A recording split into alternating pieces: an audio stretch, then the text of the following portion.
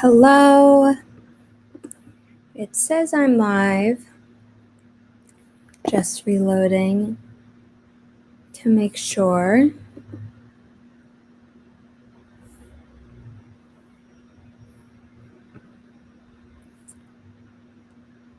Yay, I am live. It doesn't look like anyone is here yet. My co-host will be here shortly. He is a father and is just putting his kids to sleep right now. It says I have 4 viewers, but no one's in the comments.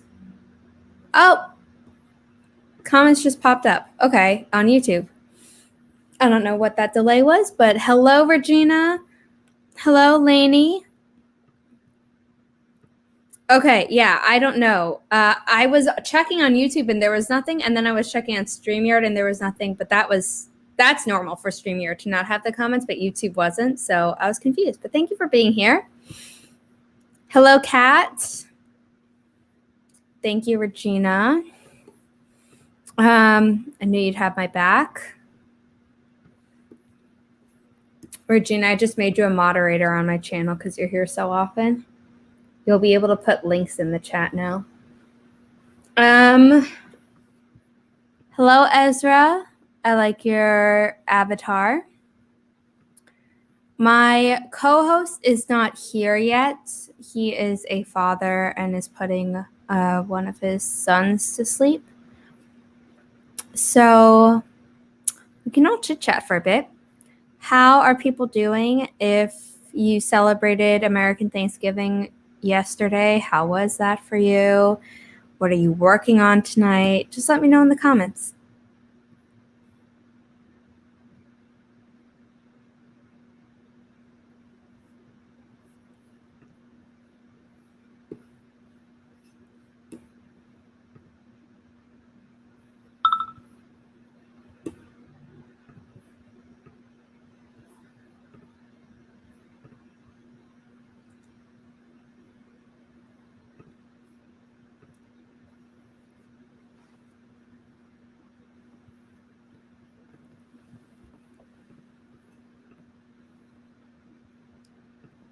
You're welcome.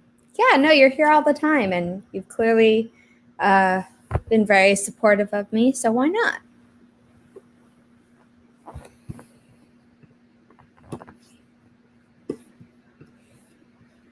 Trying to hit 10,000.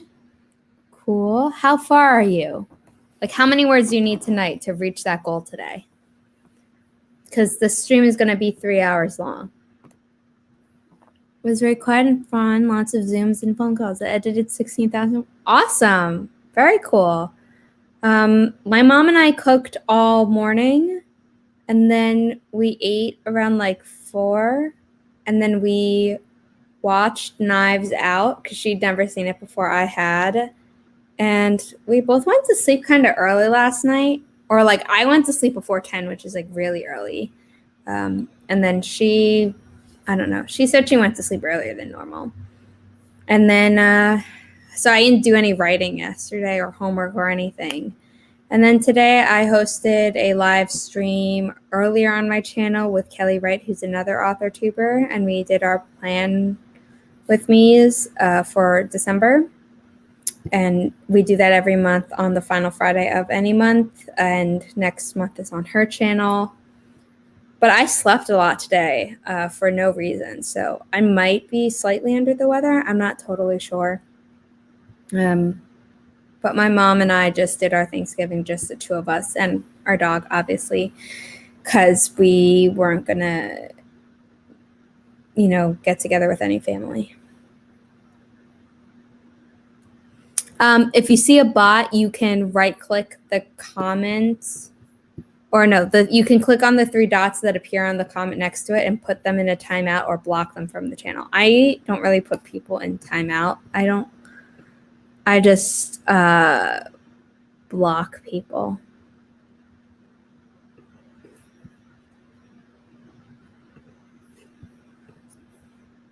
Thanksgiving was all right. We don't do a big celebration at my house. Normally we don't do it at my house. Normally, we always do it at my uncle's house, and he hosts family. And last year was the huge year where everyone in my generation, and by my generation, I mean all the millennials. I'm technically Gen Z, according to more and more research, which now outnumbers the research that used to say I was the end of millennial. All the millennials in my family are basically married except 2. And they're the one, they always do Thanksgiving with my other uncle, their father, and mom, and their mom's family. So like they never come to Thanksgiving really, except Friday night dinner when my whole family gets together. But yeah, normally even on an off year like this year would have been, my mom's whole generation would be at my uncle's house plus me. So it would have been like 8-10 people, and it was just me and my mom and my dog. And then my aunt and uncle, who normally host, they had her mom and brother. So very small for everyone. Splurged today and got an online piano course and promptly lost all this. Oh no. What piano course?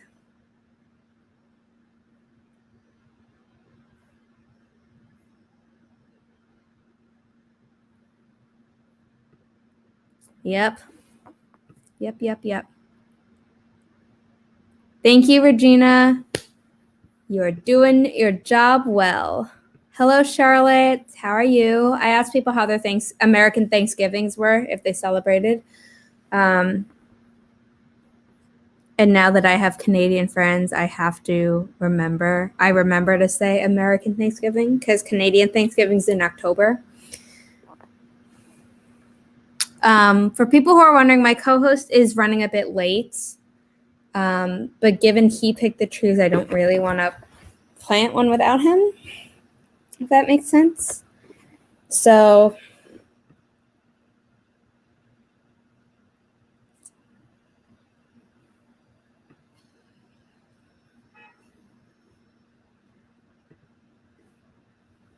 yeah, I mean, I see, like, whenever Kate Kavanaugh streams on YouTube, I normally see a lot. Like, if it's an open live stream. She does Patreon exclusive live streams on YouTube. And those normally don't have as many bots, if any. And then she does Twitch live streams, and I've never seen a bot there. But Kelly Wright, my author tuber friend who was on my channel earlier today, she said that she has a lot of bots on Twitch, but never on YouTube. So I don't know. But like Kate's last live stream that I saw was, or not last one, but on this past Monday when she was on YouTube with Jessica Williamson on her channel. There were like over 200 people watching and so many bots.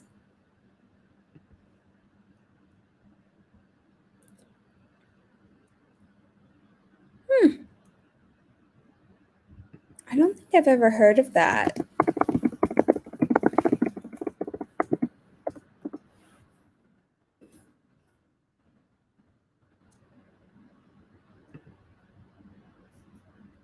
I just looked him up. Okay, my mom signed up for a piano course too, and it wasn't this, I don't think.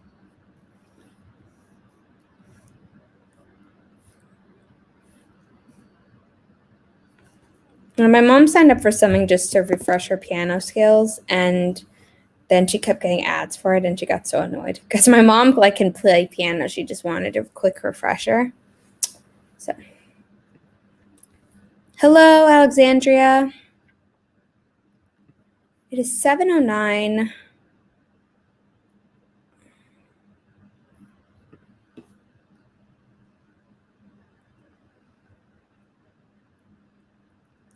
Yeah. I've only had one bad like person on my channel that I had to block during a live stream because they asked something like really inappropriate, and it was just like, ick. Everyone else that I've blocked have just been or I'm not even sure if it's self-promotion, but like book recommendation spam or random stuff that like they're not even books, where it's like what looks like an article name. And I just like, because there was one where I used to think it was a person and I would ask them what they meant, and then like 2 times after I was like, oh, it's a bot. So I just deleted all the stuff. This is free lessons on YouTube during the pandemic. I mean, my mom and I have a piano, and I did take piano lessons for a long time, but I never like became really good at it because I never practiced enough. So I could have. Yeah, she did. There's a setting in YouTube, not through StreamYard, but a setting through YouTube that lets you do it. But I feel like bots, like bad bots, normally don't come unless you're like at a certain level because it attracts. I don't know what's happening outside my window.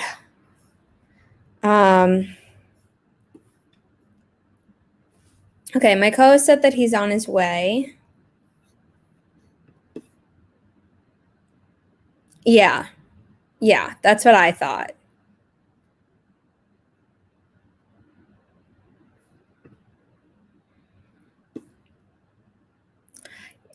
I mean, yeah, I just never thought that that would be an effective thing for YouTube.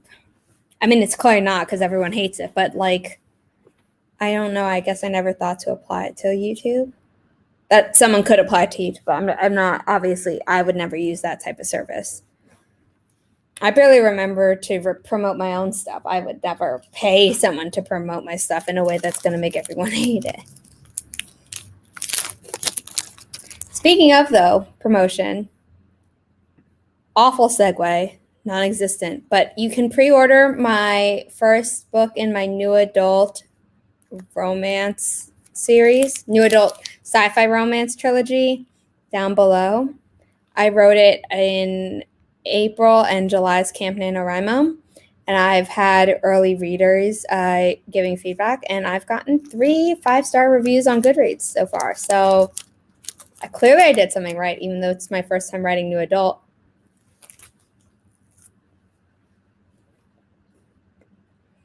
Sorry, I'm eating a Kit Kat. My mom and I make a cornucopia every Thanksgiving, and it's filled with candy. And in the description, you can also find a link to my young adult paranormal romance trilogy. And if you subscribe to my newsletter, is that link down below? If you subscribe to my newsletter, you get the first book in that trilogy for free. Yeah, I do have the subscribe link in my description.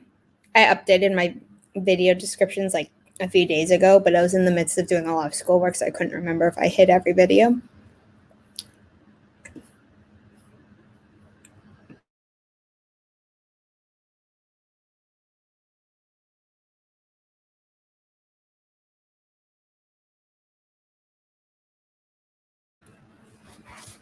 Yeah, I really wasn't expecting. One person reviewed the book on Goodreads, like before they sent me their feedback. I was really confused, but it was a good review. And then other people were liking it, and they sent me their feedback. And I'm like, all right, well, if you want to leave a Goodreads review now, because people already have, because I'd just been thinking, I'll ask them to leave it on Amazon when it comes out on January 5th, 2021. But they've been putting them on Goodreads, and I don't tell them what to write. Obviously, they're honest reviews. And they've all been 5 stars so far. So that's really exciting. Yeah, that's just called desperation. And probably laziness too.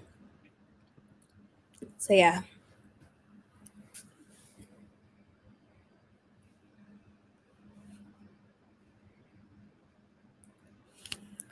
just letting my co-host know that I'm, here chilling, waiting for him.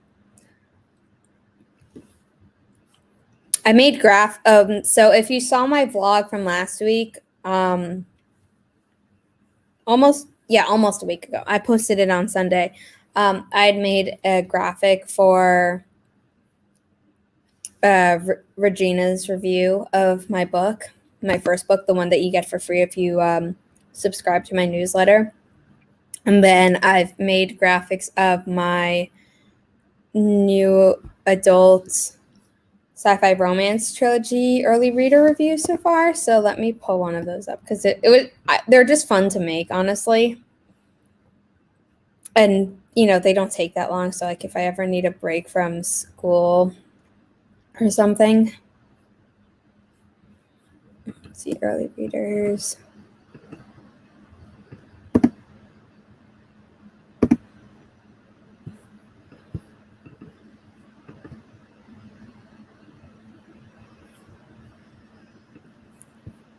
Go. I'm just going to stop sharing something so I can share this other thing. But yeah, that's like one of the graphics that I created.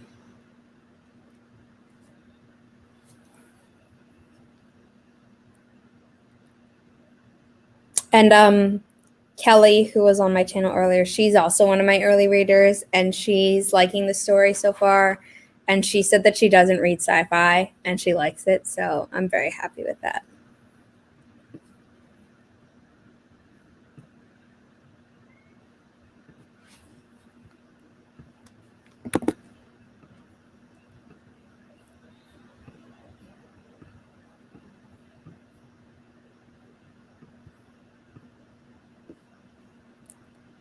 Are you getting any writing done this week? Are you doing Nano? Yeah, I would like to know that. Are people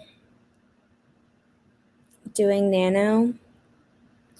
Have you won Nano? How close are you to winning Nano? I'm doing Nano, but I am not winning it. I'm still less than 5,000 words. I was revisiting a story that I had started in 2015 and last worked on in 2017. And school kind of got really crazy and I wasn't motivated enough to like kill myself over writing a lot of novel words and doing my schoolwork and AuthorTube. So I wanted to finish that draft by the end of this month, but that's not going to happen. And next month is all about revising the story that you can pre-order so that it'll be ready to be published in January. And then next month might also be like outlining and maybe starting to draft the sequel. We'll see how far.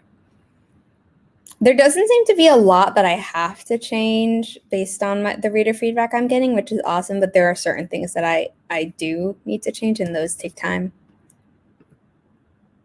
Hello, Miguel. Thank you for being here. Kat's getting a lot of writing done. Nano is already won. Congrats. I'm just trying to finish up the book now. Not going to make it in November, but December and January.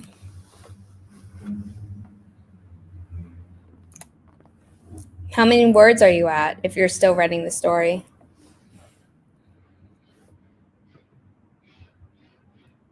Yeah, that is really impressive, Kat.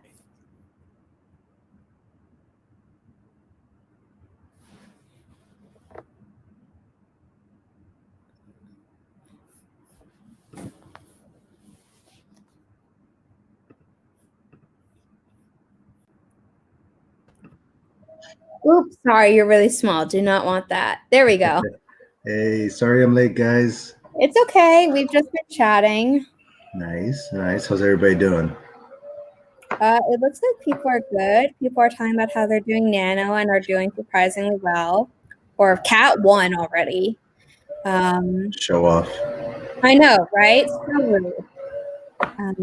Over 70K. 70K. Yeah. So not only did she win, but she's an overachiever. Oh, yeah. She's like, oh, I'm not done with the book yet. I'm going to keep going. I'll probably finish it in January, if not December, which, great. Good. Keep going. But like, dang. Well, she just climbed to the top of my murder list. How about that? Hey. So what's going on? Well, I'm going to read this comment, then you're going to introduce yourself. I'm going to introduce how to use the Forest app for people who have maybe never been to one of my writing sprints before, and then All we're going right. to do a writing sprint. Sounds great. Also, if you want to private message me anything you want me to put in a ticker down below during the break. Okay. Alexandria says, I intended to do Nano, but I decided to cut words from my project instead rather than add just for the sake of Nano. So I cut 12K, but added some, so I'm not doing it. Okay, yeah, I get that. My project was, like I said earlier, it wasn't a fresh project. So I was trying to just write because I thought like, oh, the first half is done and I've outlined everything and it's been set for like forever. So that was my plan. And the first week of May, still got crazy, but also I realized that, oh, I need to edit some of the stuff that was already existing. I thought I was going to reinsert, I was going to insert certain scenes, and then it just kind of got too much to do on top of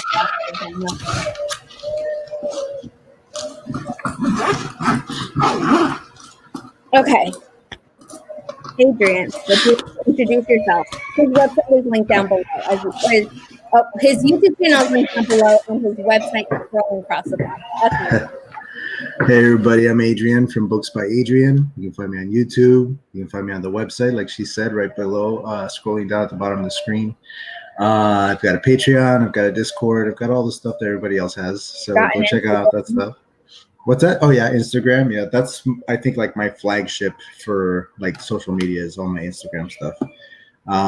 And there's a lot of big changes coming to the channel. I've been working on them all week, and I've got a big exciting live stream Sunday happening all about drug culture in fiction. Wow, so lots exciting. of cool stuff coming. Yeah, it's going to be day after tomorrow, Sunday. So be there at 4 p.m. everybody. Okay, so welcome to my channel if you're new here. My name is Zara Hoffman. I'm a self-published author of young adult paranormal romance. I write in other genres too. My young adult paranormal romance trilogy is linked down below, as is the first book in my new adult sci-fi romance trilogy. So clearly I write in multiple genres, and I host writing sprints on my channel like tonight. And I also make videos about musical theater and by writing. So kind of a bit of everything on this channel. For people who have never been on my channel for a writing sprint before, we use this thing called the Forest app. You do have to pay for it for a one-time payment to take advantage of this Plant Together feature, which we use so that all the trees that I've unlocked over time can be earned by you guys in the sprints that we do. And I filmed a short tutorial on how to activate that for people who have the app. I'm going to play that really quickly. It's like 10 seconds long, I think, maybe not even. And then I'll put up the code and we'll jump into the first sprint pretty quickly. So, all right, sounds good. Play the tutorial. So what you do is you click the icon next to the flame and you bring up this menu, turn on the Plant Together mode. The button changes to join room and you click join room and then you enter the code, which I'm going to put up on screen right now once I get there. There we go. The code is 38YG79D. They are randomly generated, so if there's ever like a weird thing, not my fault. They're randomly generated. I can't do anything about them. Comments have come in. Regina said, I plan to do a new romance 50,000 on Nano. Then had to edit my 100,000 paranormal instead. Almost done with that. Yes, that's exciting. Haley came in and said hello from her stream. And then she said she'll come back after she's done. So thank you, Haley. We'll look forward to seeing you again. Okay, Regina said to Alexandra she should count the words that she edited for Nano because editing is vital. That is true. And to count the outline that she wrote because she wrote 10,000 words for an outline. Yeah, that does. You know what? We're going to count it. You could be a Nano rebel. That more than counts. 10,000 words on just an outline. That's very impressive. Yeah. People are in the room, so we can start now if you want. Sounds good to me. I'm gonna hide the camera. I'm gonna hide your website banner while we have that first sprint going, but Yeah, then that's cool. I'll put it back up.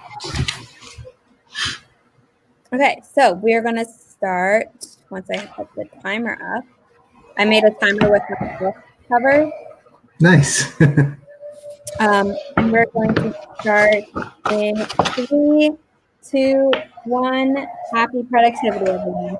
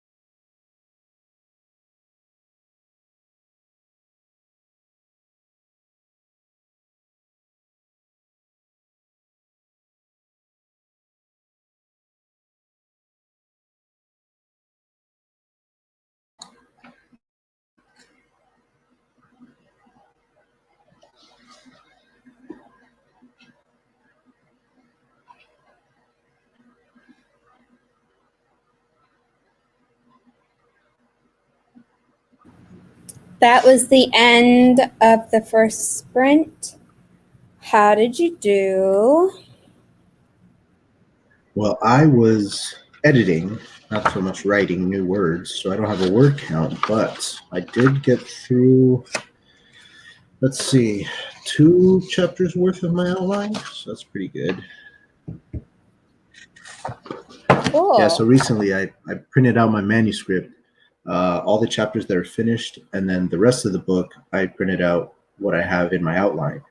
And I went through editing everything that I had written, and I am now up to the point where I'm into the outline part of it, you know, like the stuff that I haven't really written out yet. So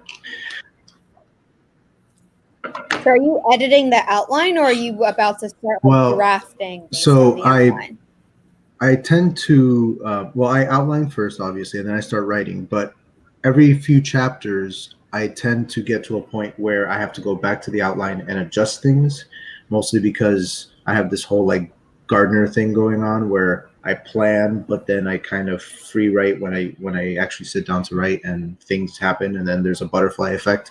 But in this particular case, it's because I hit kind of a plateau with my writing. I wasn't getting any words down. I felt kind of stuck.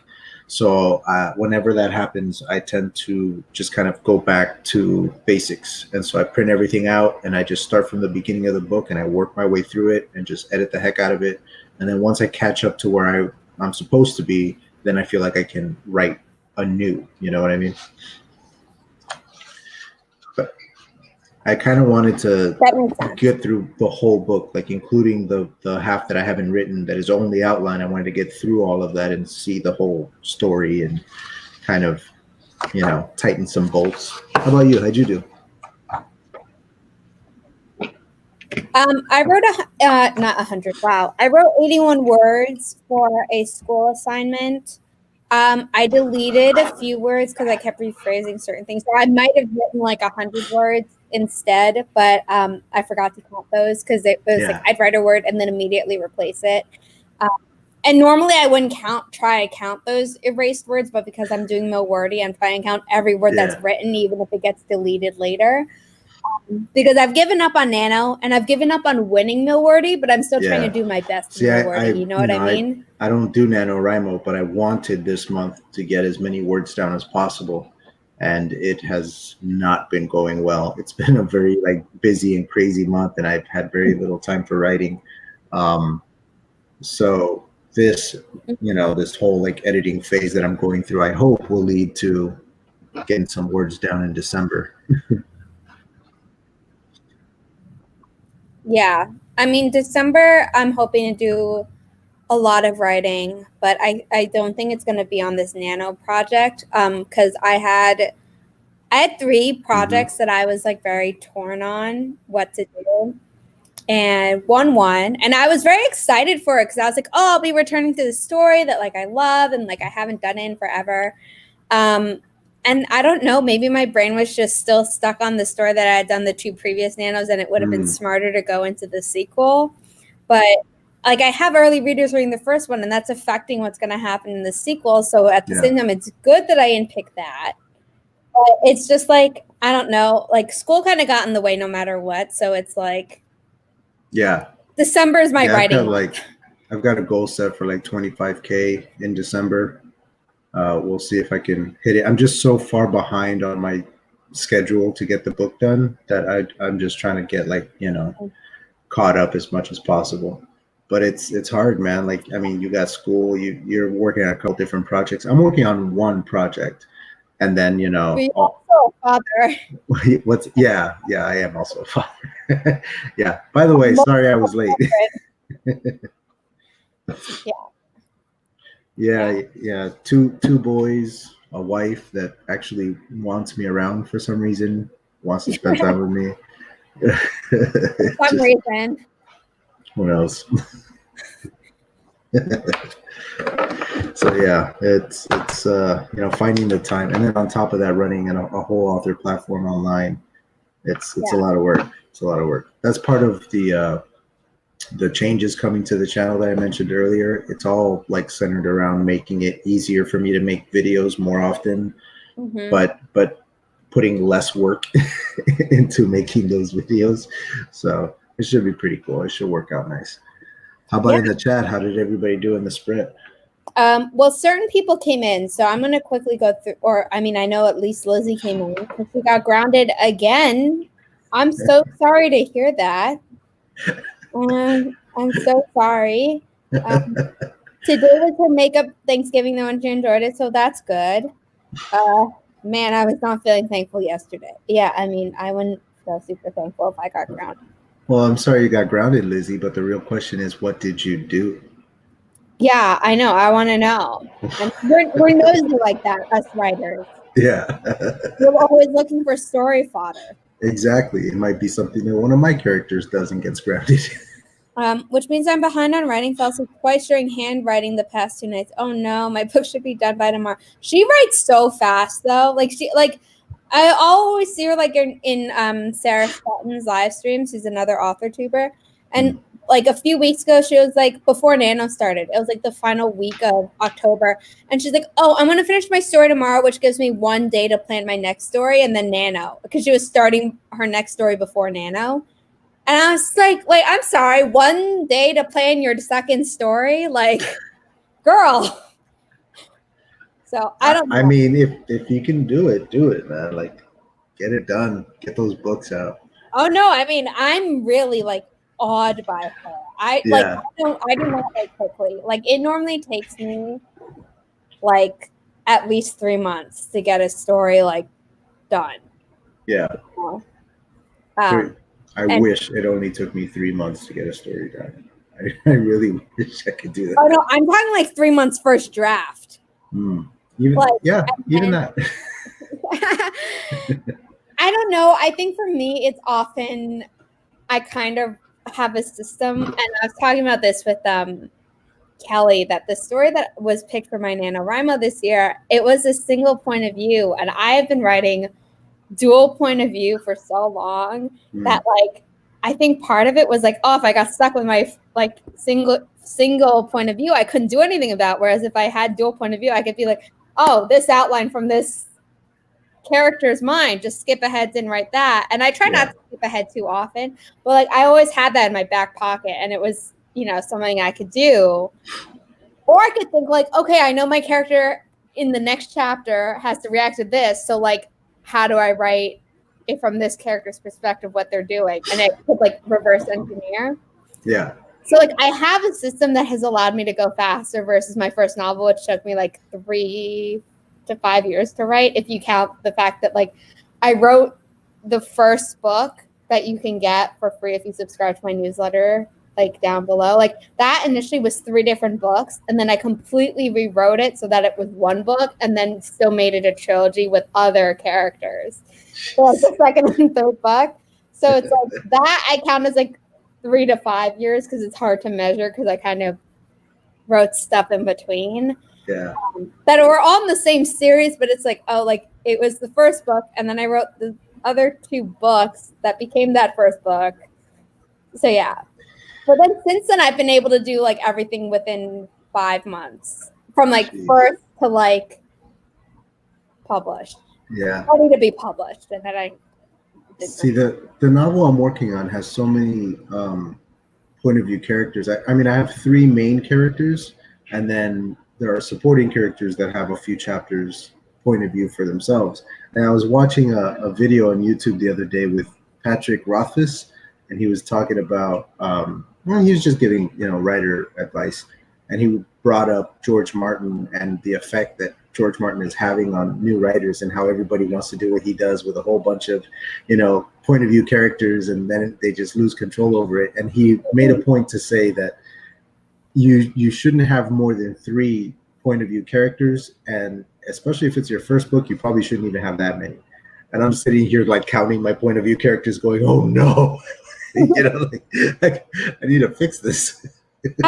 I mean, I would say I'm gonna just put the code up for the next room, so when we're ready for the next sprint, we can kind of just hop into it. The code is 3WJKH87. I'm just making sure I didn't mistype that. I did it correctly. It's very catchy. Yeah. I don't know if I would say you shouldn't have more than 3 in a debut. I think he just meant for new writers, like first-time writers. Yeah.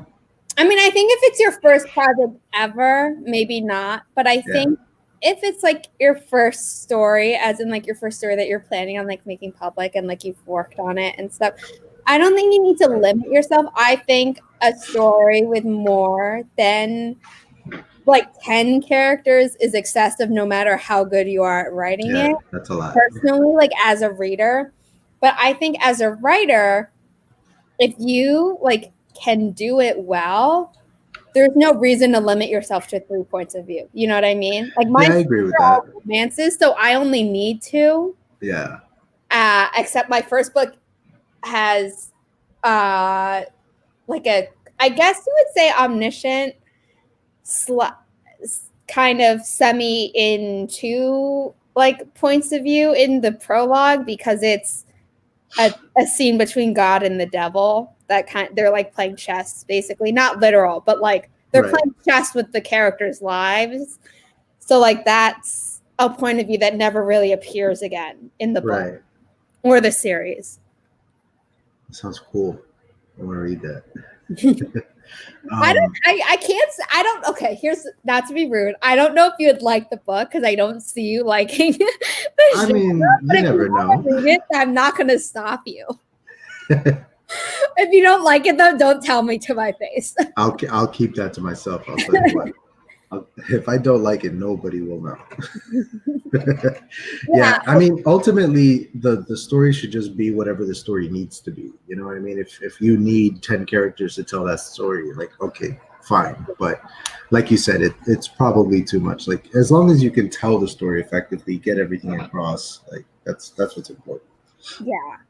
Also, like though, like I don't know, and this is a me thing, because I think I probably read a story where it was well done, but it's like if you're gonna have multiple characters, don't like wait until don't introduce a few and then wait later in the book to introduce one, because they'll be like expecting a certain rhythm of character, like of the characters, even if it's not like in a romance. Generally, you want it like switching every chapter, so you just know. But sometimes you don't. In books that I've read, I always switch it because when the rhythm breaks up, it throws me out of the story a bit.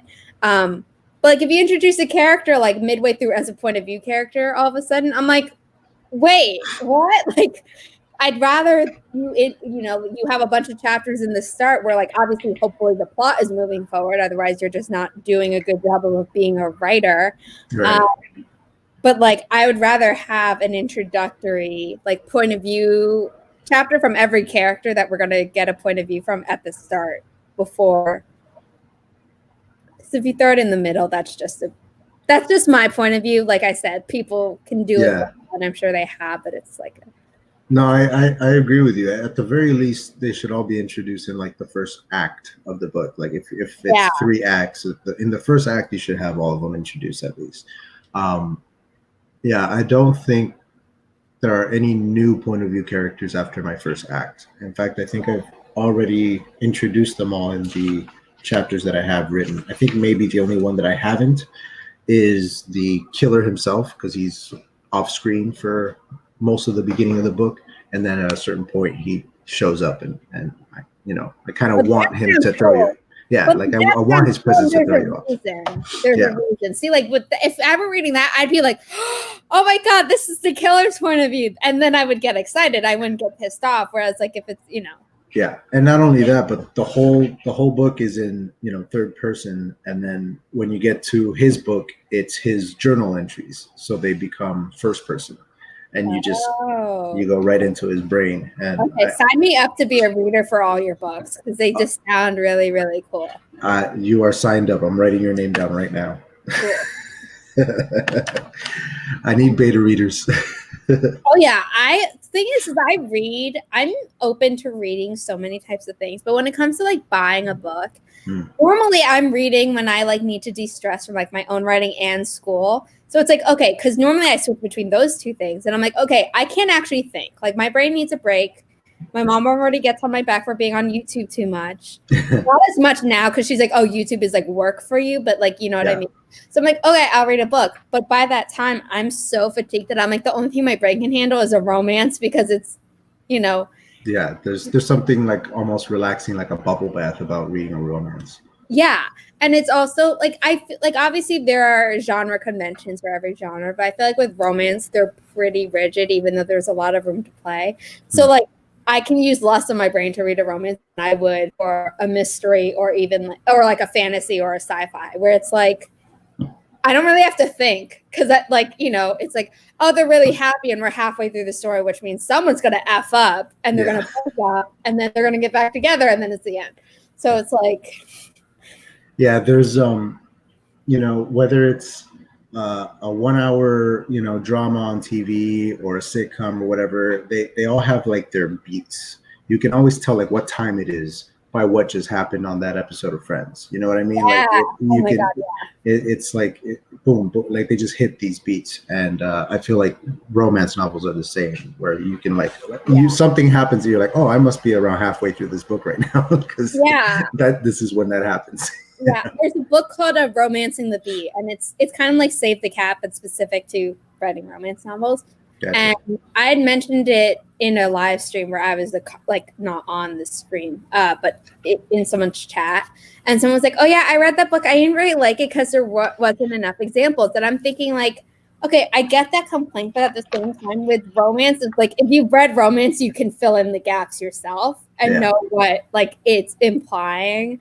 And it's not super specific by virtue of the fact that like everyone does the same stuff in romance while also doing different stuff. Yeah, it's there. You know, I consider romance stories in really in any medium to be sort of like comfort food.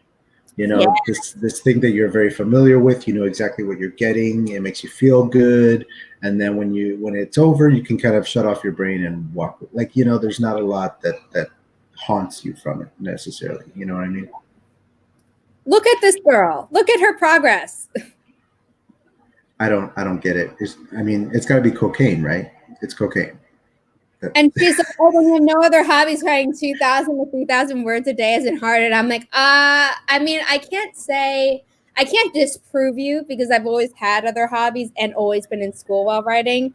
So even though I don't consider school a hobby, it definitely takes up time like a hobby would. But like, I don't know. Like I get burnt out after writing like 1,000 words in a day. Yeah, me too. I love writing, but it'll burn you out for sure. Yeah, like it's not because I don't love writing. It's just like, oh, I've been thinking so much about it. Yeah, it's a lot of brain power. Every time I hear about somebody who wrote like 30K in a day, I'm just like, what? Like that's not even. Are you a human? Like that's a robot. Like, you know, sitting there. Like I don't know Lizzie. This is my first experience with Lizzie here, but she's. I'm assuming since she said she got grounded that she's on the younger side. Oh, she is. But that's still incredibly impressive that she has that much time and energy to just write that many words every day. I know. Yeah, absolutely. I mean, if you hate editing, Lizzie, you can hire me. I'm a freelance editor. I have it on the website. Okay, let's see. She put her whole writing and editing schedule in here, which is way too many dates for me to read right now. Yeah, because I also saw that. I just lost the comment. Okay, Nikki needs 1,000 more words tonight to be where she wants to be. Easy. So I think we're going to jump into the next sprint now. Let's do it. I'm sorry for not reading anyone's progress this time around, but it looks like people had some good word counts. Bree came in with 2 minutes left and got 39 words. So 39 words in 2 minutes. That's still pretty good. It's pretty darn good. And yeah, everyone's agreeing that Lizzie's amazing. Her current book is single point of view, but she loves writing dual point of view. Lizzie says, I'd rather publish my crappy first drafts than have to edit a single word. People are talking about how writing is hard, but editing is harder. I feel like editing is easier. I hard disagree on that. Yeah, no, editing is so much easier. Because you have something. I actually I enjoy editing. When I sit down, like I know that I've gotten stuff written, I'm sitting down to actually edit it. It feels better than when I actually sit down to write original like lines, because the amount of brain power that it takes to come up with original, like lines of Oh, whatever. Oh, it's too much. yeah. Lizzie's going to be 15 in 5 months. Good grief, that's way too young. Yeah. What are you even doing here? It's past your bedtime, Lizzie. Go to bed. She said she's on strawberry cocaine. Okay, so we're gonna start in 3, 2, 1. Happy productivity. And I realized I didn't say this last time that if you're in the 4-step room, do not touch your phone because it will kill the tree for everyone. And you will be subject to public shaming. Everyone has been warned.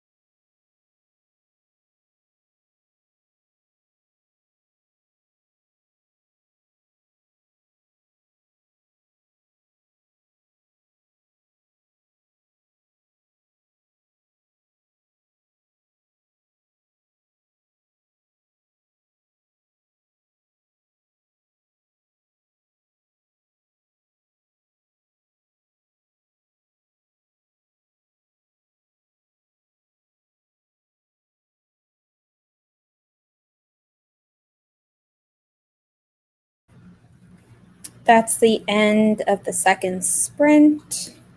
How did you do? Hey, you caught me by surprise. I was in it. Good.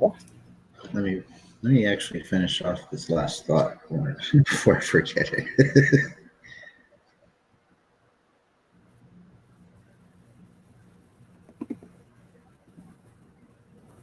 All right. I just figured out something, so I was on a roll.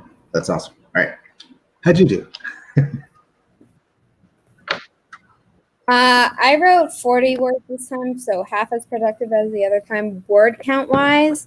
But I did some graphic design stuff, and I reworked the visual appearance of my links page, which is what I link my what I have in my Instagram and Twitter bios to look like app icons. So every link I like it. is more visually interesting. Nice. So you solved something. I did work in multiple areas. Charlotte hit 50,000 at the end of the previous sprint, but is doing more writing, which is That's the way to do it. very That's the way to do awesome. It. Keep writing. Hello, Mika. I don't believe I said hi to you when you came in, so hello. Oh, okay. She is 15 and has been for 5 months. Sorry. Still very, very. I mean, young. still really young, but I and again, 15 in 5 months. I only mean that she's very young to be writing this much. When I was that young, I was not writing that much. It's very impressive. Yeah. Her go get it attitude. I dig it. I started writing.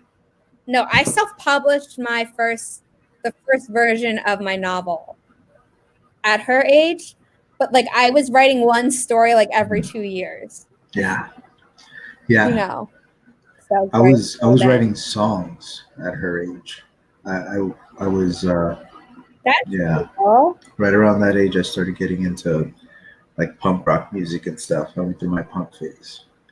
You know what? I have a story idea that involves songwriting, and there's this band that like is in that genre. So could I hit you up for lyrics? Yeah. Obviously, I would give you credit. I wouldn't be like. I will say it's been years since I wrote songs, and they weren't very good when I wrote them. So maybe not. I'm not your best choice. I'm better at prose than I am at poetry, which is what lyrics are. It's poetry. Yeah. I'm kind of dense when it comes to poetry. So my, like I said, it's punk rock music. So it was all just, shouting, screaming, didn't really matter too much what we were saying. That's okay. Normally I've been having your website ticking, but after 2 sprints, I think it's a good idea to remind everyone to stretch, hydrate, and back up your work. Absolutely. I'm going to set up the next room, but Ezra had a comment during that where when you have multiple apps open, you got to keep switching, and it's a little annoying. And they said later down that they don't have a dual monitor set up. Right. And I said, like, I don't either, but I really want one. I'm working off of a laptop, so I didn't have it either, and it was a big pain for the live streams. But I just bit the bullet and bought a cheap, monitor that you can just hook up with a cable, and boom, it changes everything. It makes it so much easier. That's exactly what I want. I just need to save up the money for that. Yeah, you can only use it at your desk. You can't use it on the go, but you can use it, But I mean, my mom got me like a mouse pad and a mouse and an ergonomic keyboard when it became clear that I had to finish out the second half of my final year of undergrad. Right. And I graduated in May, and then I started grad school in September or end of August, whatever. But she got me that like in March, like right after lockdown was announced, and it's amazing. And if I had a dual monitor, I would always be at my desk, which my whole body would thank me for, because that's where my ergonomic setup is. So it's like, But my mom just bought an exercise bike because I convinced Like her. a Peloton? No, well, an exercise desk bike. Oh, cool. So like I'll have my keyboard on my laptop because I have a thing that raises my laptop up to eye level so I can still have my keyboard. And you know, like, so that would also help me like be posture and exercise. So That'd be awesome. Oh man, I never thought of that. That's really smart. I didn't think of it. And then Kate Kavanaugh had a video where she like partnered with one. And then I had I think it was during my NaNoWriMo kickoff live stream on November 1st here. I had a bunch of other author tubers on, and Keelan was like, or no, maybe it was a different live stream. But anyway, I had Keelan Rivers, who's an author tuber on my channel at one point, and she's like, "Oh, like don't mind me, like if I'm like bobbing up and down, it's because I'm on my like desk bike." And I'm like, "God damn it, now I won't." It's genius because I've always seen the desk with the treadmill, but then you hear all the horror stories of people that fell off of it. I know exactly. I don't want that. But the bike, I think the bike is much safer. I think I like that. I think so too. And you know, like you can go as hard or as light as you want, but it's God, that sounds expensive though. How much did that cost? Like that sounds expensive. 300. 300? Yeah. That is not bad. That's Yeah, not bad at like all. for what it is, like it's not that bad. That's not bad at all. I mean, it took me 3 months to convince my mom, but like I'm gonna use it. And she's like, "Where are you gonna put it?" And I'm like, "Well, here." And she's like, "What about when you get your own place?" I'm like, "In my bedroom." I'm like, "Oh, don't worry, I have this planned out. I've thought this through before I brought it to you." Yeah, it's coming. It's coming. I like it. That sounds awesome. But yeah, like the monitor, I know which monitor I want to get, but it's still money that like I need to save for. Yeah.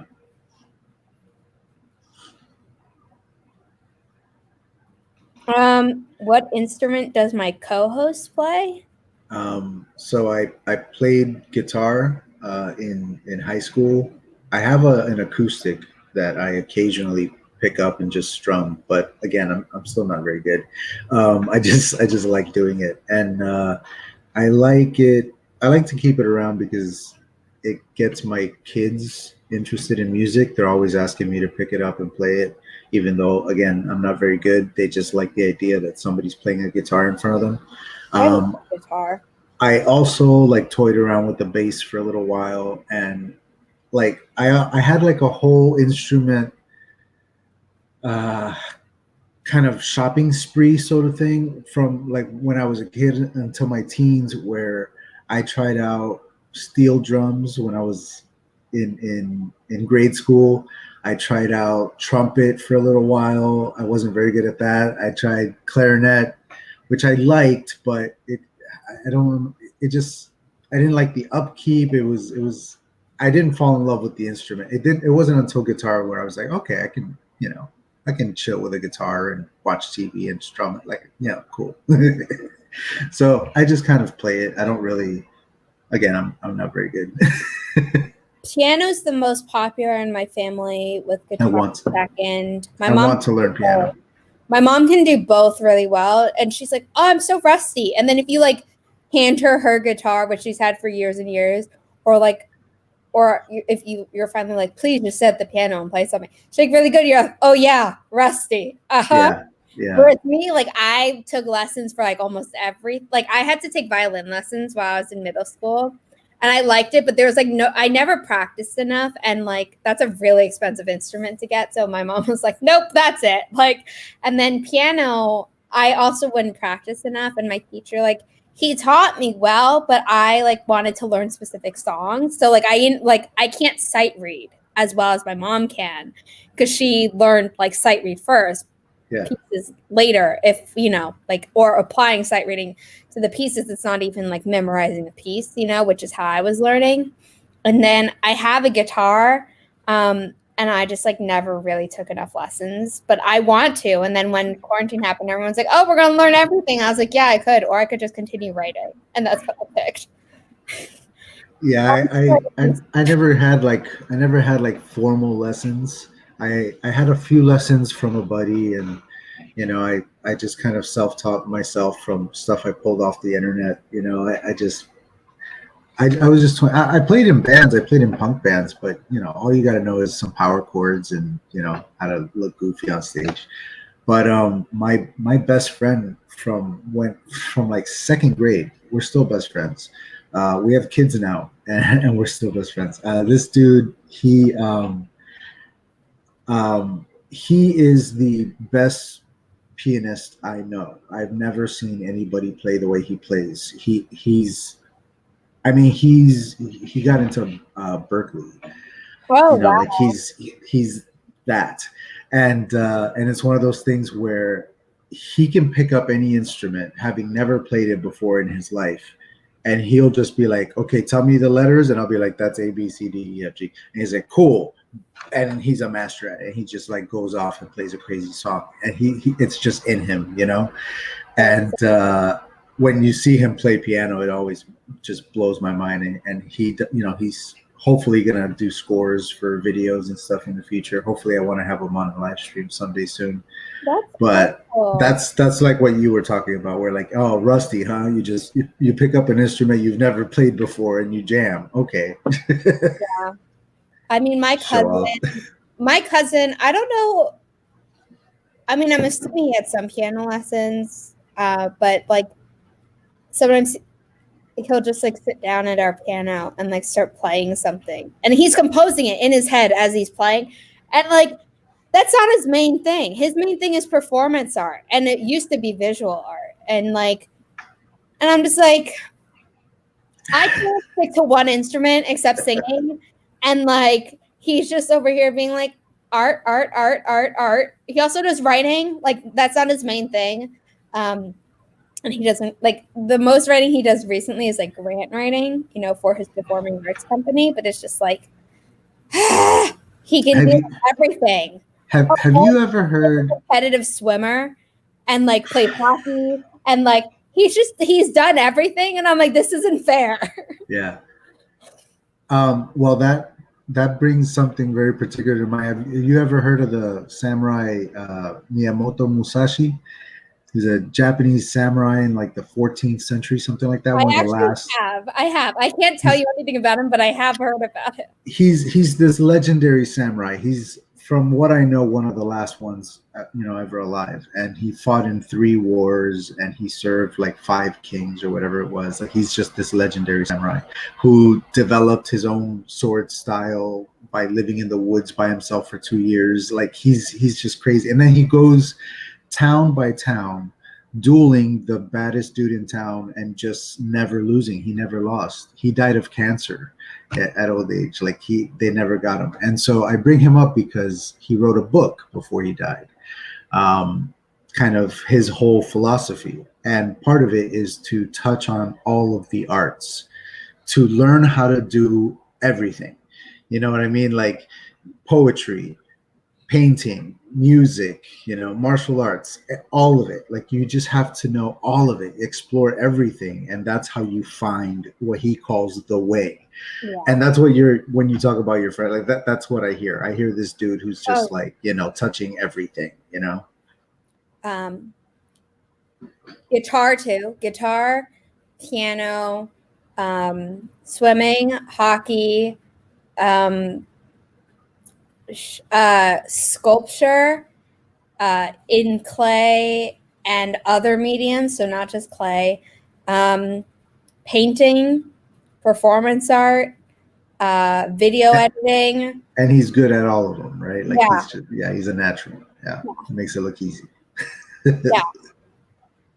He taught me a little bit about video editing when I was very young. Like I just sat next to him while he edited some stuff. So like I've gotten interested and learned things from him and my other cousins. So like I'm lucky that like I picked up a lot of skills, or at least interest in learning a lot of things from my family, but I don't pursue instruments enough to like be able to say like, oh, I can play these things. Yeah, me neither. I can't claim to, especially knowing somebody who's that good, you know, just like you, like knowing somebody who's that good. Like it just makes you feel like, I don't play that. Yeah. Lizzie was talking about like, are you ever worried that your characters are going to be named the same thing as another book's characters? And then Charlotte said like, we could, or a title, and then it gets like taken. And the thing is neither of those things can be copyrighted, so they pop up. And apparently, Lizzie had a story where the characters were named Bella and Edward, and then 2 years later, Twilight came out. So, I mean, the thing is that if a book comes out before you can always change the characters' names. Yeah. But, like, you can never, like, guarantee it or whatever. Yeah, I ran into this on this novel that I'm writing. I ran into this with a couple of characters where I knew what their names were. Like, it's part of like what I knew about them, and yet I also knew that those names came with baggage. So, for example, one of them, oddly enough, is Bella. She's in the prologue, and her name has to be that. Like, I have no choice. It's not up to me. This is what her name is. That's how I feel about it. And everybody, the first time they read it, the first thing they say is like, yeah, dude, Twilight. And I'm like, it doesn't matter. Like, it's a name. It doesn't matter. There are connotations with every single name. And it's like there are certain times where like there's a character who like there's a name that I like.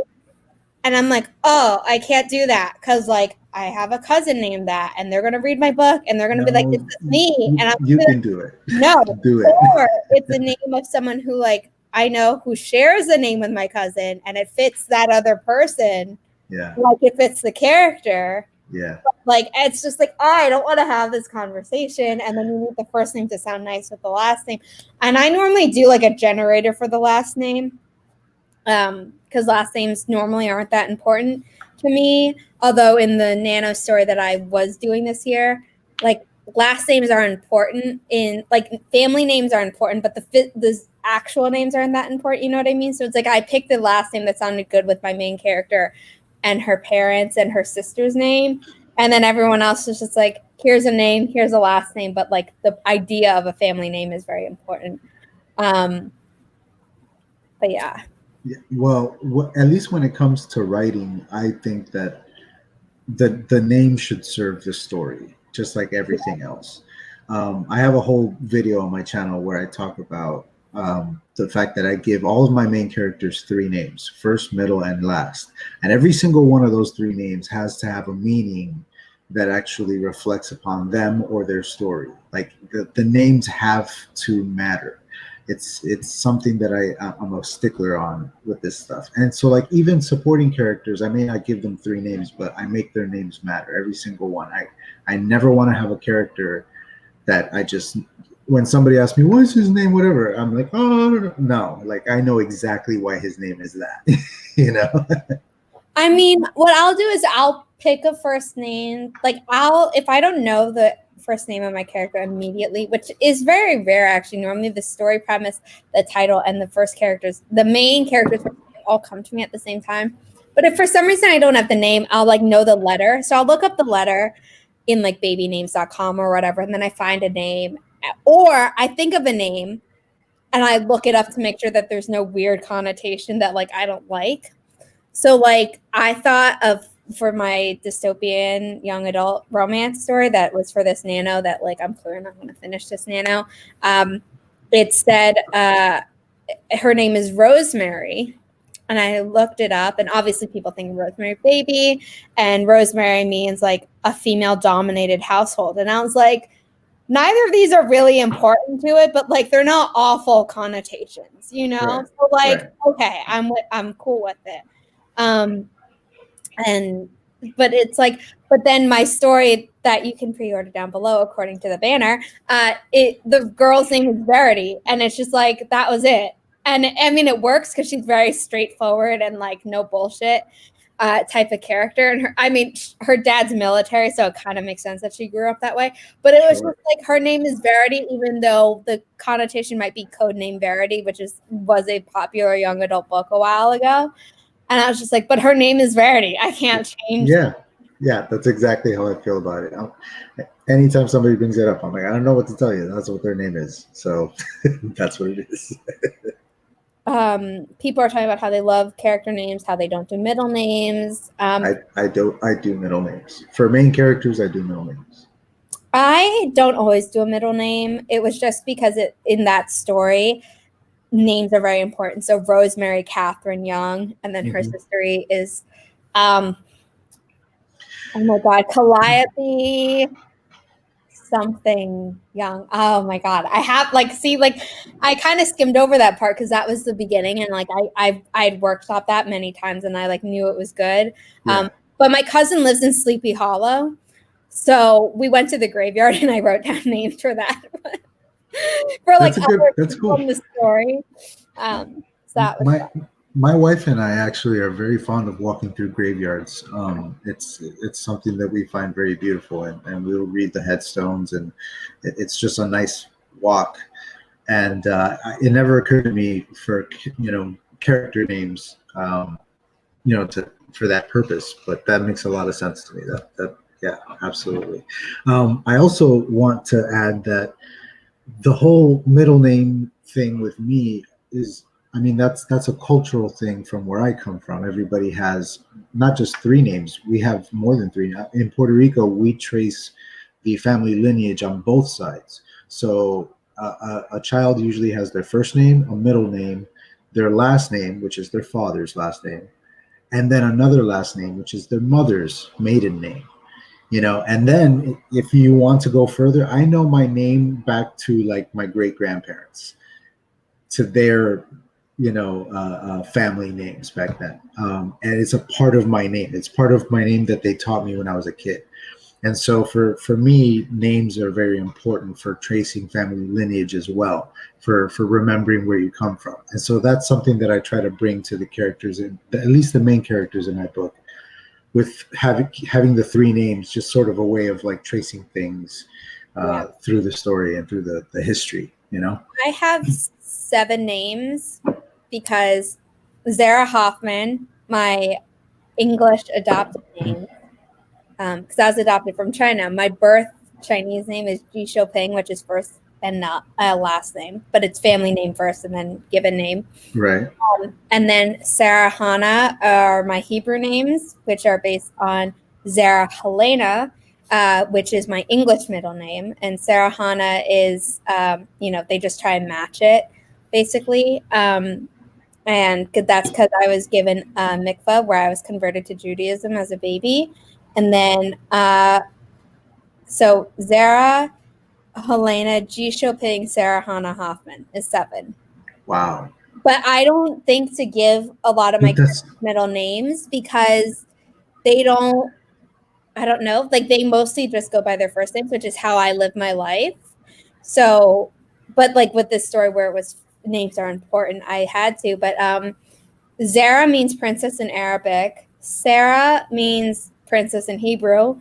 And Chopin means like beauty in Chinese. Nice. So that's really interesting that your names are made up of different cultural names or religious names, even. Like that's really interesting that and then you like combine them together. I've never heard of that. That's awesome. It's interesting how all these cultures just on this planet alone have developed ways of naming themselves that are so different from each other and matter in different ways. And my mom for world building, that's an interesting thought. I mean, also my names, the English ones, I mean, Hoffman's obvious, but the Zara and Helena. So in the Hebrew tradition, my family's Jewish, although I have family members who married in and they're Catholic, and then their kids kind of grew up without religion because they had a Jewish father and a Catholic mom, and they celebrate Christmas, but that's about it. In the Jewish religion, you're supposed to name a child after someone who's passed away. And for a really long time, that used to be like the name. And then, but you had to do it after they passed away because the belief is that the spirit of the living person would get confused and would kill the living person to go into the baby.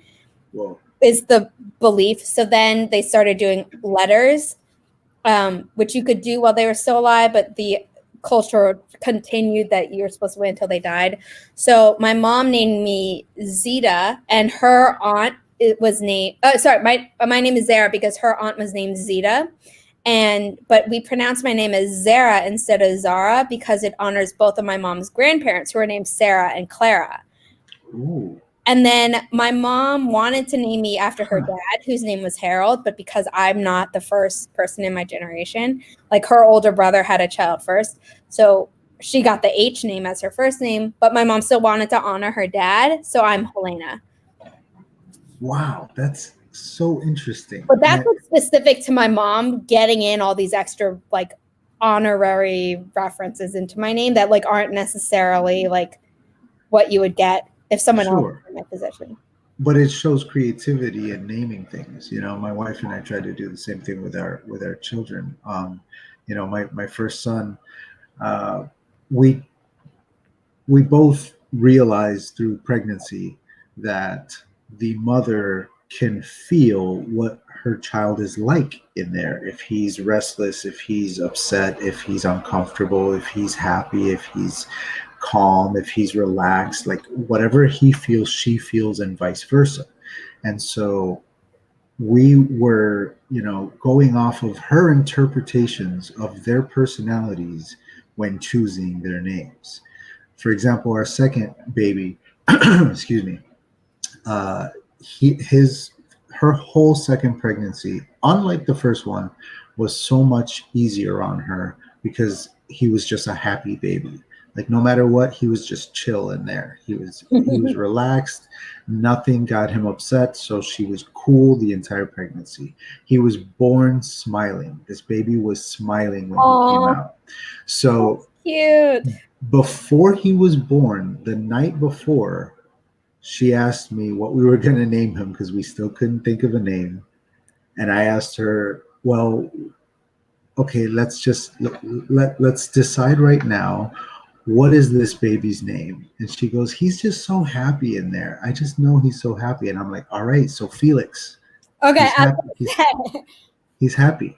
Yeah. Got, you know, Felix just means happiness and joy and happy. So that's his name. And there is no other name for this kid. If you ever see him, he's just always, oh, well, you did see him. He was on that live stream. Yeah. He's always happy. Yeah, he's always happy. Yeah. Oh, that's adorable. I wanted to just let you know that I know that this live stream is supposed to go till 10, right? Mm-hmm. I'm only available until 9 because I have to work tonight. So and that's only because I completely forgot about this, as you know. Okay, if I had remembered, I wouldn't have. That's fine. If that's the case, do you want to just chat a bit more and then when you go off, I can do the last 2 sprints? Yeah, we only have like 5 minutes before I have to get out of here. So and then you guys can just sprint it on out. Yeah, sounds good. Yeah. So let me read some of the comments then, I guess. Okay, that was all the instruments. We're not going to go that far back. Is this it? The Book of 5 Rings. Yes, I actually have it nearby. Here it is.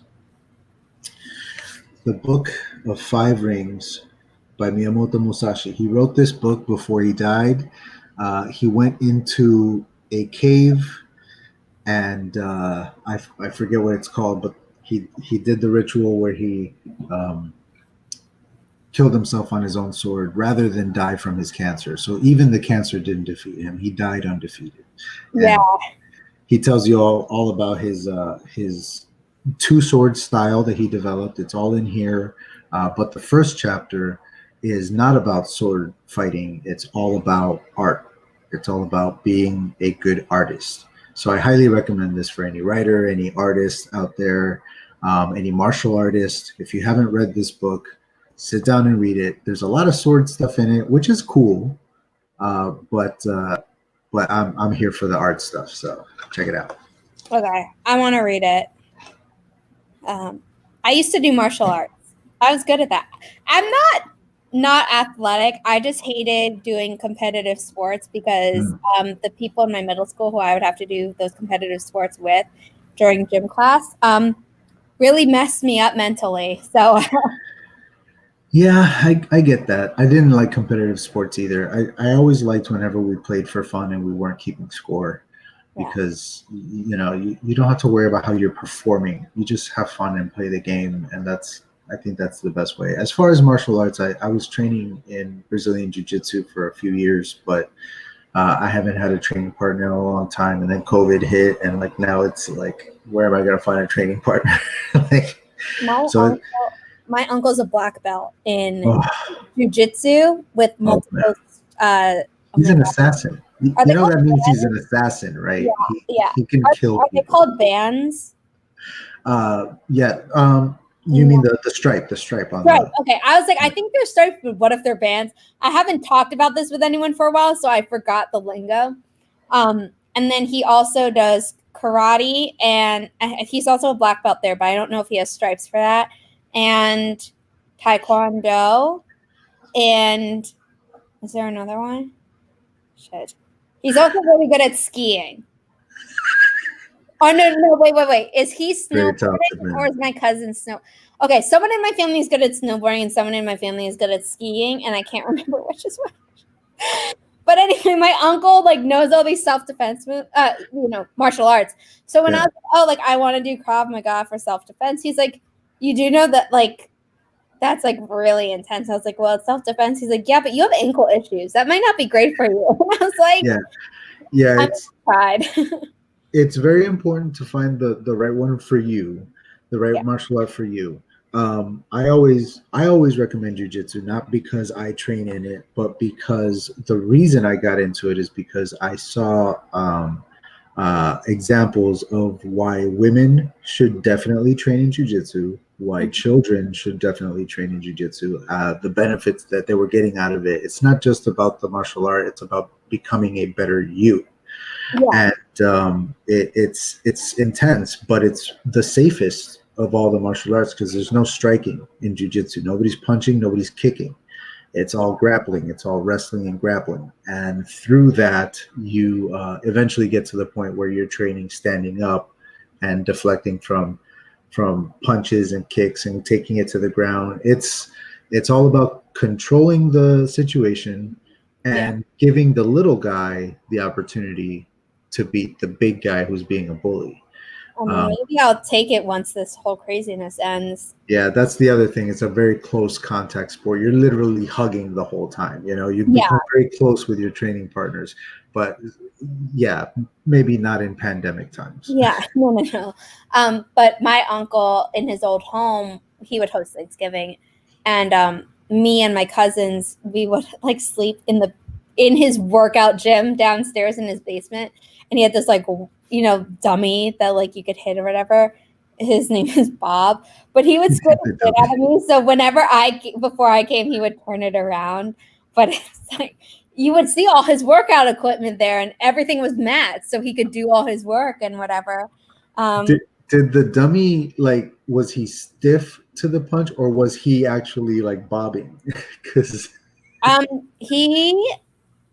he would bob if my uncle hit him, but like stiff to me.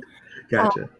But I mean, the thing is that most of my self-defense classes were taught by people who were like, I ain't trained in self-defense. Like one was there's no such thing as an ex-Marine, but like by a Marine who was no longer like serving, and another was by like someone who like knows 3 different martial arts, and someone else was like a master in 4 martial arts and had competed in like international competitions. So I was like, they were all like, we're going to teach you self-defense. It's not like, but like we're going to teach you how to do it most effectively using all the stuff we know.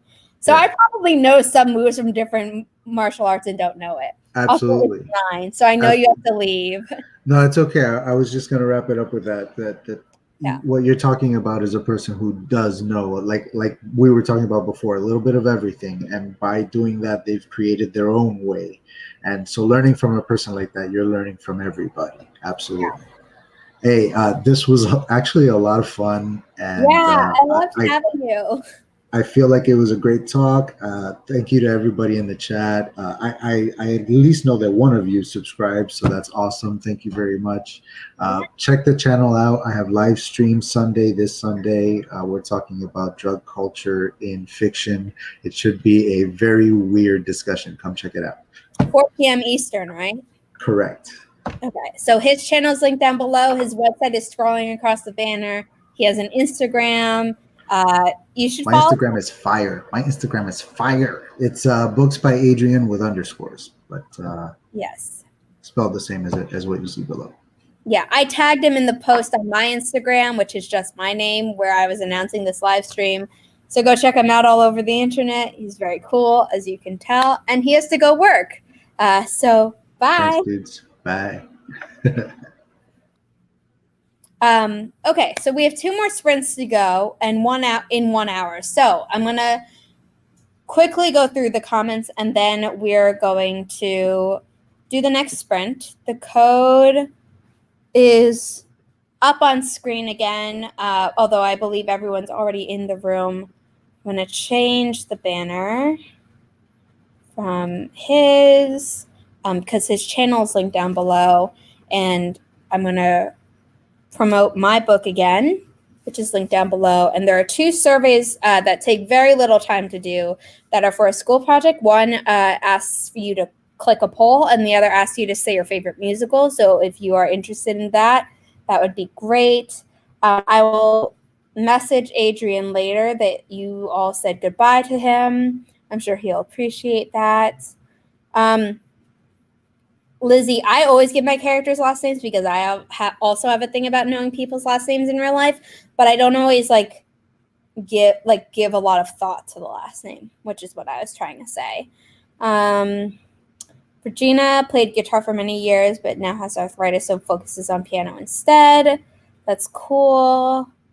Ezra said that's one thing I'm worried about with guitar because I have hyperflexible joints, have the range you need to do it, but my chronic pain comes with hypermobility is a problem. Oh, I'm sorry to hear that. Do you have Ehlers-Danlos? I don't think I pronounced that correctly, but I know how to spell it because I know people with that.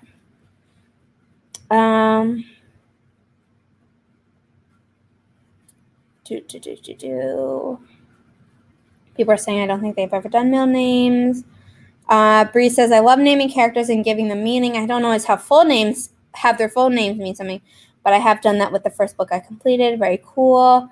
Ezra says, my POV character hates her last name because she associates it with her parents who are unsupportive when she came out as a lesbian.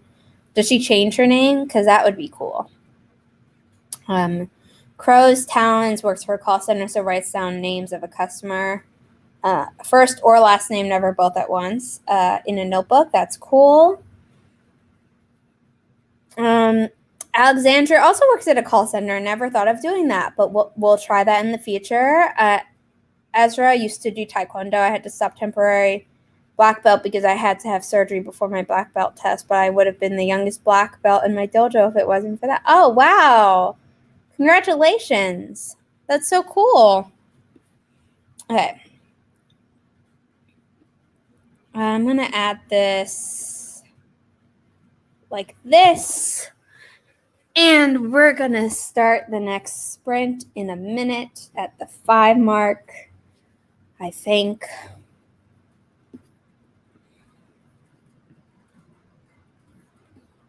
Actually, there's no reason not to start it now. So let me just pull up the timer on my end.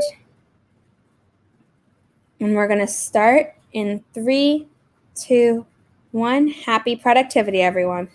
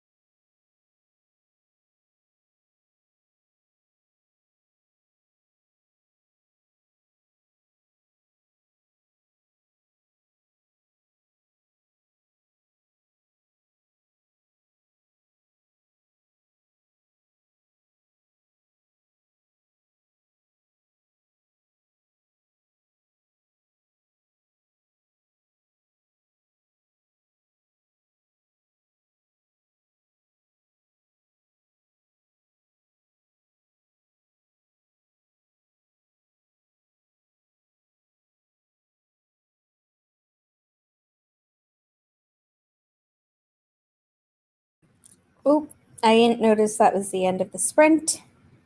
Hope I didn't miss it too long. Let me... Goodbye, Kat. Thank you for being here. I'm going to change the code banner.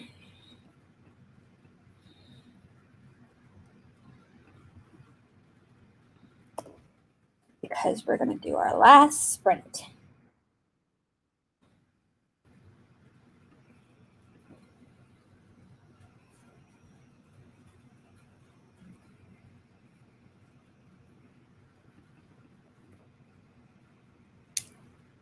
N for A, Y, Y, X. N for A, Y, Y, X.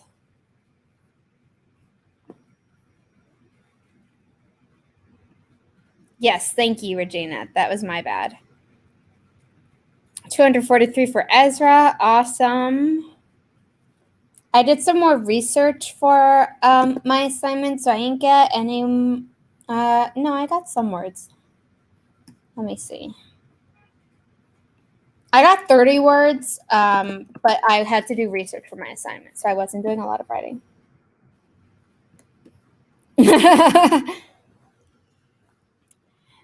Thank you, Crow's Talents. Thank you for coming back. Wow. Awesome. That's awesome, Bree. No one's in the room yet. So I'll start the sprint once we have people in the room.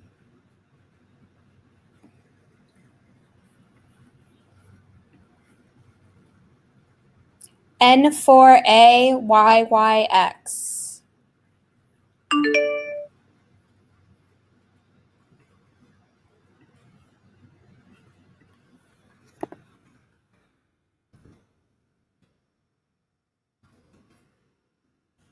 Two people are in the room. I also just put a link in the chat that if you want to click that and directly go to the room on your phone, you can do that instead of having to type it in.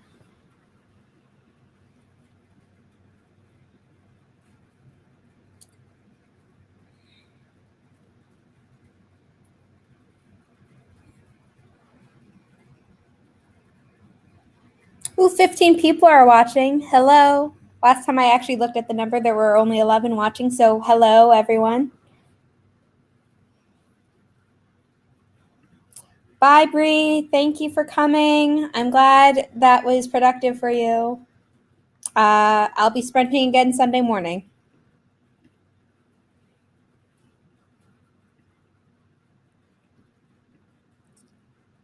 Okay, it looks like only 3 people are going to join the room. It doesn't look like anyone else is inclined to. So we're going to start the sprint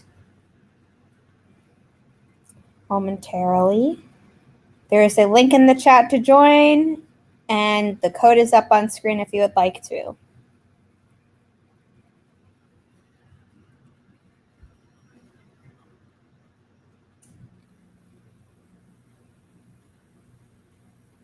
Okay, we're going to start the sprint in 3, 2, 1. Happy productivity, everyone.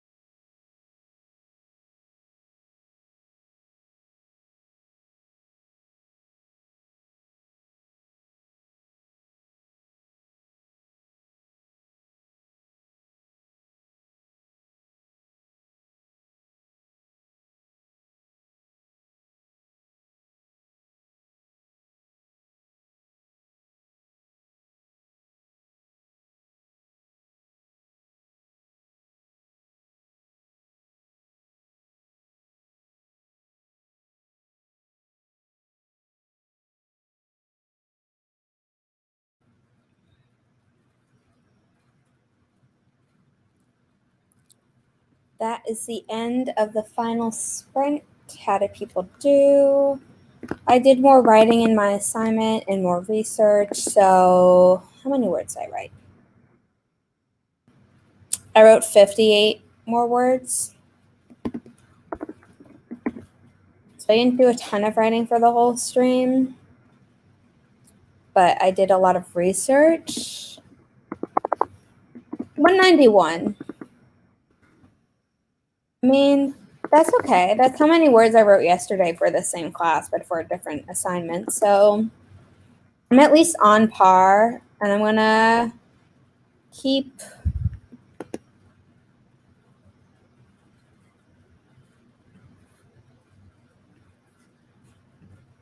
writing after this stream ends, at least for a little bit. I have more energy tonight than I did yesterday. And I guess my mom was right that cooking really took it out of me, although you wouldn't think it would.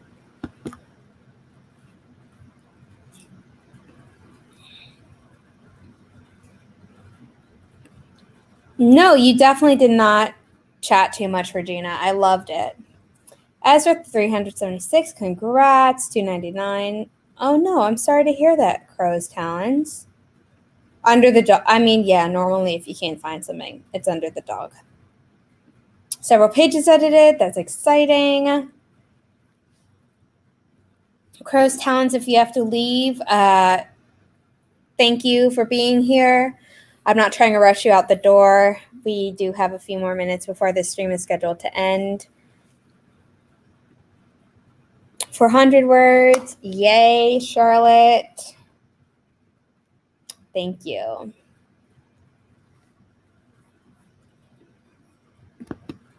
I mean, it's a 2-page assignment, and I've already written 1 page. And there's a lot more, like, for me to work on. So I'm not concerned. It's more just, like, the doing it, because I would like to do it before this weekend ends. So I'll probably finish it tomorrow, because if I finish it tomorrow, then I only have to write 1 more project, and then I have 2 exams. Because my other final project, I'm done with it, because it's a group project, and I've done my part.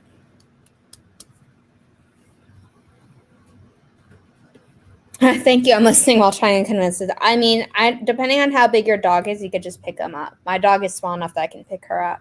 I mean, she looks at me like I, kicked her or something. But I always pick her up very gently and position her into one of her many other spots that she has claimed around the apartment to search for my thing under her. I wasn't just the food, though. I was cooking from like 10 a.m. until 3:30. Which I know, like, I didn't start super early, but, like, I woke up at 8 and tried to do some homework, and my mom slept in until 9, which is unusual for her. So, we didn't start as early as we necessarily thought we would, but we were cooking nonstop for a really long time. With, like, a few breaks to take the dog out. We're not monsters. Okay, yeah, you can't pick up your dog easily, but you did get him to move. So, you found it. That's what matters. So, I think everyone has reported their words. I want to say thank you to everyone who's here. My name is Zara Hoffman. I'm a self-published author of young adult paranormal romance. You can buy my trilogy, linked down below. You can also pre-order the first book in my new adult sci-fi romance, which is also linked down below, as said by the banner. And there are 2 surveys if you would be so inclined to take them on your way out. One is about how much you would pay for a musical theater news service, and the other is what's your favorite musical. And if you've gotten the Force app because of me, there's one more link in the description that is a 2-click survey where you say you got it because of me, or you plan to get it because of me, or you already had it before you found me. So that's it. Also, that's not it. If you subscribe to my mailing list link down below, you get my first book in my young adult paranormal romance trilogy for free. Like I said to Lizzie earlier in the stream, I offer freelance editing services if you go to my website. And I am live streaming on Sunday at 9 a.m. Eastern Standard Time with author tubers Kelly Wright, Jordan Fegan, and Kahila Harry. And that will be for 2 hours. And I hope to see you all there, and I hope you all have a good night. Bye.